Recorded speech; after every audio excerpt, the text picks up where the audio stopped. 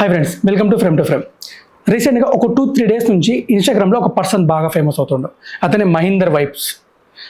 అసలు ఎందుకు అంత ట్రెండ్ అవుతుండో, ఎందుకు ఇన్స్టాగ్రామ్లో అంత రోస్ట్ అవుతున్నాను దాని గురించి ఈ వీడియోలో మాట్లాడుకుందాం. అండ్ ఈ వీడియో స్టార్ట్ చేసే ముందు నేను ఎవరిని జడ్జ్ చేయట్లేదు అండ్ జస్టిఫై చేయట్లేదు.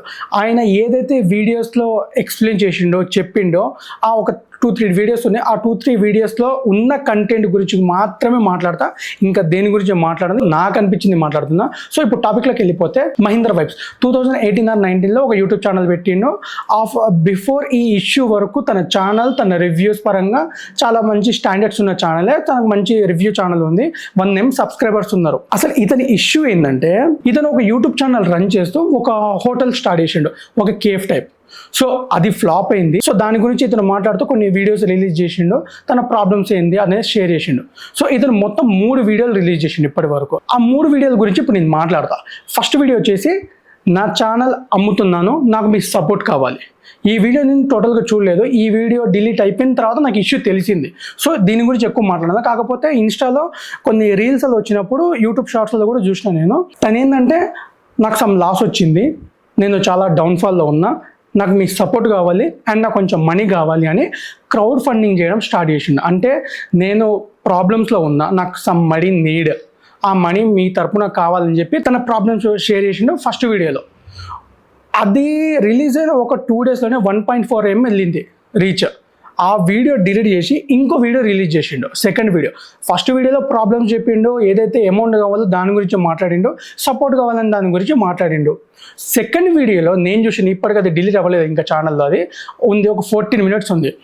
ఈ 14 minutes వీడియోలో, వీడియో 2లో అతనికి అంత క్రౌడ్ ఫండింగ్ ఎంత వచ్చింది, అసలు ఎందుకు అడిగిండు ఆయన, ఎంతమంది ఎంత పంపించారని దాని గురించి సెకండ్ వీడియోలో మాట్లాడిండు.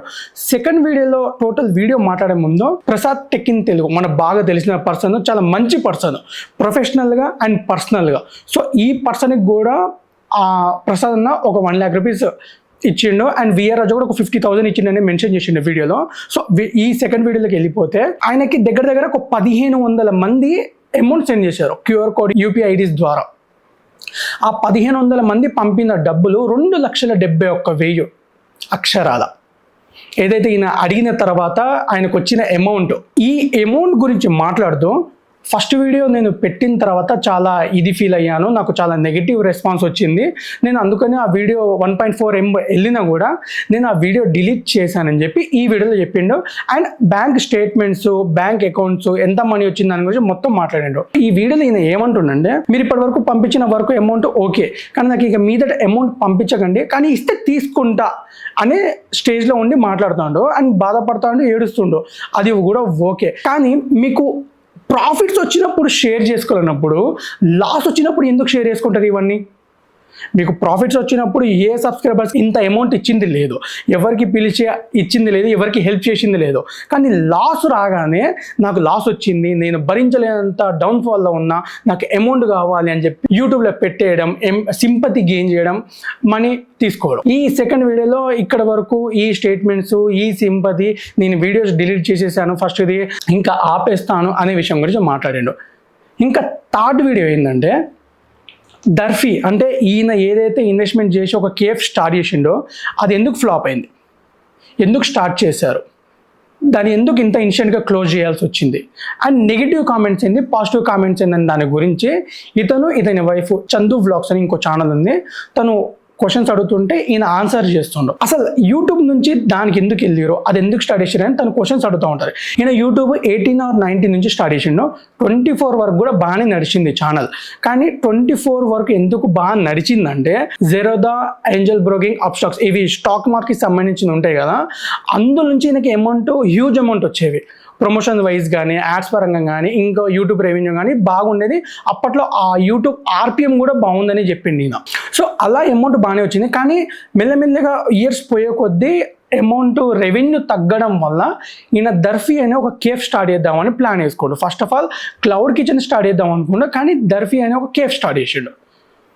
ఈయనకు వచ్చింది టోటల్గా యూట్యూబ్ లైఫ్ స్పాన్లో ఆల్మోస్ట్ ఈయన చెప్పిన ప్రకారం నాకు సేవింగ్స్ 40 lakhs వచ్చిందని చెప్పిండు. కానీ ఆ కేఫ్కి పెట్టింది ఆల్మోస్ట్ 50 to 60 lakhs. నా దగ్గర ఏం లేకుండా మొత్తం ఊడ్చి పెట్టేసా దానికని చెప్పిండు.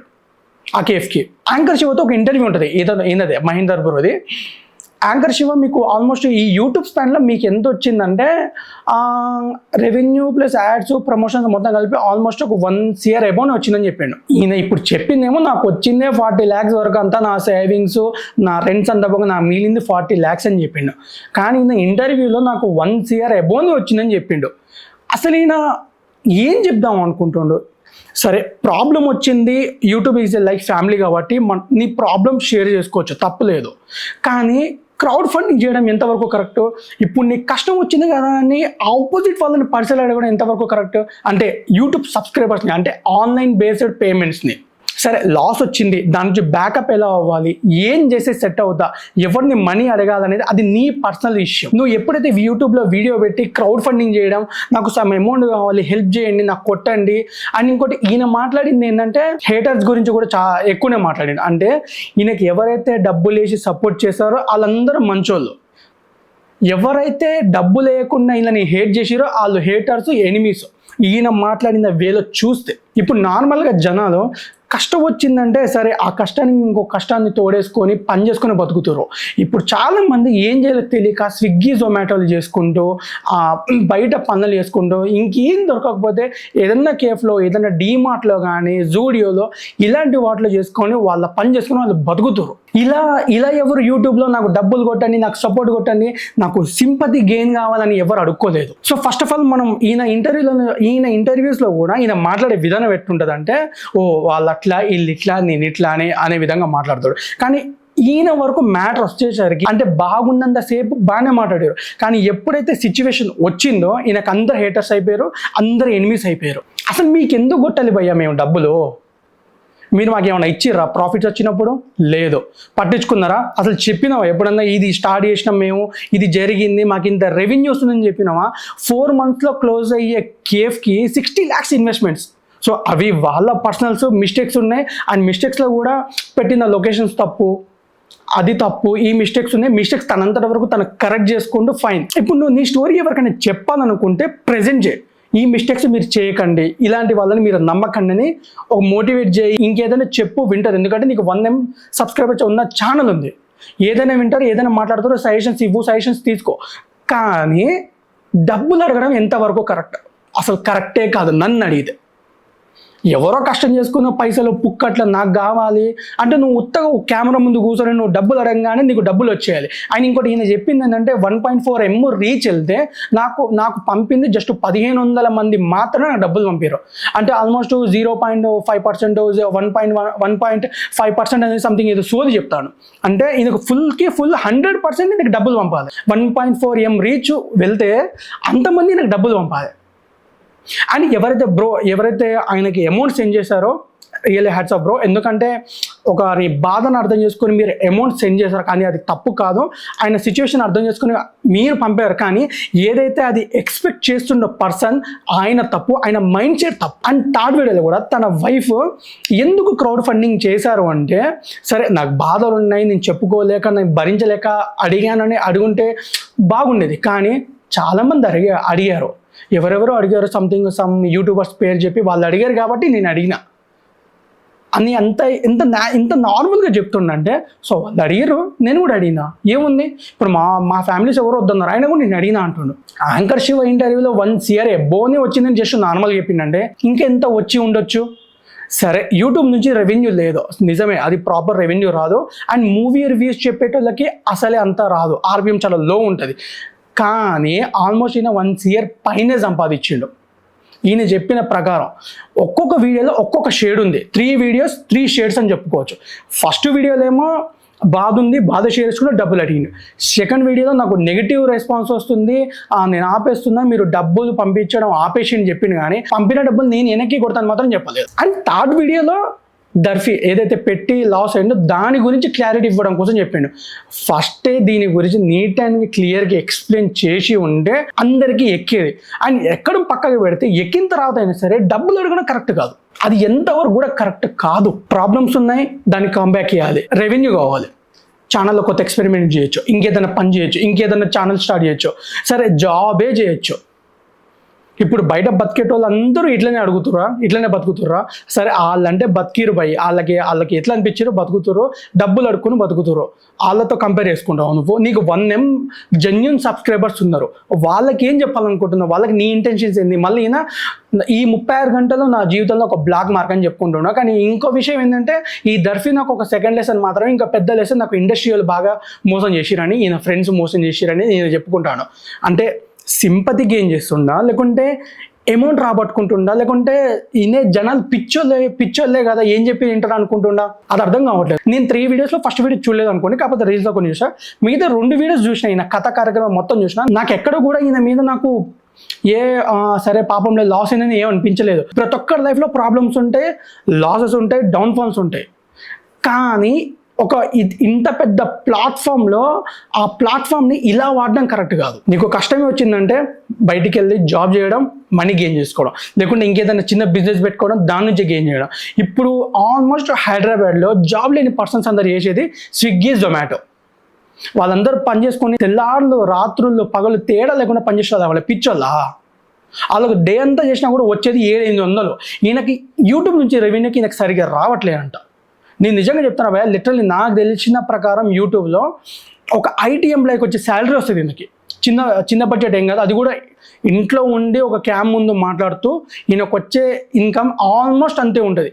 1M సబ్స్క్రైబర్స్ అంటే. అండ్ ఇంకోటి 1M సబ్స్క్రైబర్స్ 10M సబ్స్క్రైబర్స్ ఏమి ఉండదు, అది వీడియో లెంత్, కంటెంట్ బట్టి ఉంటుంది, పెట్టే ప్రతి వీడియో రీచ్ని బట్టి ఉంటుంది. సో నేను అది కూడా ఉంటున్నా, అవన్నీ క్యాలిక్యులేట్ చేసుకుని చెప్తున్నా. ఈయనకి వచ్చే రెవెన్యూ గట్టి రెవెన్యూనే, కాకపోతే అది ఎందుకు ఇన్వెస్ట్ చేసుకొని ఎందుకు లాస్ అయిందనేది అది వాళ్ళ పర్సనల్ ఇష్యూ. కానీ ఇప్పుడు ఇష్యూ జరిగి ఈయన ట్రెండ్ అవుతున్న పాయింట్ ఏంటంటే, అంత పెద్ద ప్లాట్ఫామ్ని నువ్వు ఇంత చీప్ డెసిషన్ కోసం వాడుకుంటావా? అంటే నీకు ప్రాబ్లం వచ్చిందని నీకు డబ్బులు ఇవ్వాలి, నువ్వు బాగుపడతావు, మళ్ళీ మాకేం రాదు. సో ఇప్పుడు ఎంతసేపటికి నీ ప్రాబ్లమ్స్ నీదే, నీ ఏడుపు తప్ప ఇప్పుడు జనాలు ఏమనుకుంటారు, ఏం మాట్లాడుకుంటారు అనే దాని గురించి. ఈయన జనాల గురించి కూడా ఒక 2 నిమిషాలు మాట్లాడిందా, ఏమంట ఎవరెవరో ఏదనుకుంటారో ఈయన కంటెంట్ ఎవరు ఏం పీకలేరంట. నాకు లిటరల్లీ భయ్యా ఈయన నాకు చాలా తక్కువగా అనిపిస్తాడు యూట్యూబ్లో. నాకు తెలిసినంతవరకు నాకు ఎక్కువ తెలియదు పర్సన్. పూల చొక్క, రాగడి, బార్బెల్ అంత ఫేమస్ కూడా కాదు ఈయన, కాకపోతే సబ్స్క్రైబర్స్ ఉన్నారో ఎక్కువ ఎక్కడ కూడా వినిపించే పేరైనది. ఈయన కంటెంట్ ఎవరు పీకలేరు అన్న కాన్ఫిడెన్స్తో మాట్లాడుతాడు. ఫస్ట్ ఏదైతే 2 వీడియోస్లో ఆయన బాధని ఎన్ని షేర్ చేసుకుంటో, 3rd వీడియోలో ఏముండవు, అంటే సర్కజంగా మాట్లాడడం స్టార్ట్ చేసిండు. కన్క్లూజన్ ఏంటంటే ప్రాబ్లం వచ్చింది, దాన్ని ఓవర్కమ్ చేయాలి, అంతేగాని అది సోషల్ మీడియాలో పెట్టి నాకు డబ్బులు వేయండి, స్కానర్స్ పెడతా అంటే బయట అడుక్కునే వాళ్ళకి ఇలాంటి వాళ్ళకి పెద్ద డిఫరెన్స్ ఏం లేదు. అండ్ ఇన్స్టాగ్రామ్లో కొంతమంది సబ్స్క్రిప్షన్ బేస్డ్ కూడా వాళ్ళ ఇన్స్టాగ్రామ్ అకౌంట్లో సమ్ సేల్స్ ఉంటాయి, వాటి గురించి నేను మాట్లాడుకోవట్లేదు. వాళ్ళు వీళ్ళు సేమ్ ఒకటే, పెద్ద డిఫరెన్స్ ఏం లేదు. కష్టం వస్తే కష్టపడు, డబ్బులు సంపాదించు, లాస్ వస్తే గెయిన్ అవ్వడానికి ట్రై చేయి. అండ్ ఇంకోటి, నేను మోటివేట్ చేయట్లేదు, నేను ఇంకేం చేయట్లేదు. నేను ఒక మిడిల్ క్లాస్ పర్సన్ని, నాకు ఎంత అమౌంట్ వస్తే నా లైఫ్ ఏంటి, కష్టపడితే ఏం చేయాలి, లాస్ వస్తే ఏం చేయాలి నాకు ఒక ఐడియా ఉంది. కానీ నేను మందిని పబ్లిక్ ప్లేసెస్లో డబ్బులు అడుక్కోదు ఎవరిని. సో అలా అడుక్కోవడం కరెక్ట్ కాదు. ఇంత పెద్ద ప్లాట్ఫామ్ని ఆ వేలో వాడడం కూడా కరెక్ట్ కాదు. ఈయన చెప్పిందంతా చెప్పిండు, అంత అయిపోయింది, నేను నెక్స్ట్ నుంచి వీడియోస్ చేస్తా, ఇది చేస్తా అన్నాడు.